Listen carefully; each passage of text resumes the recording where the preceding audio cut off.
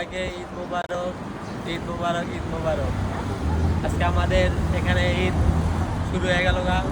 সকালবেলা ঈদের নামাজ পড়লাম, নামাজ পড়ে মাত্র আসলাম, অনেক ভালোই লাগলো। দীর্ঘ 1 মাস পরে আজকে ঈদ শুরু হলো। এই দিনটার জন্য দীর্ঘ 1 বছর আমরা সবাই অপেক্ষা করি। আমাদের মুসলিম, আমাদের মুসলমান কান্ট্রিতে সবাই এই দিনটার জন্য অপেক্ষা করি। আমাদের আজকে অনেক ভালো লাগছে।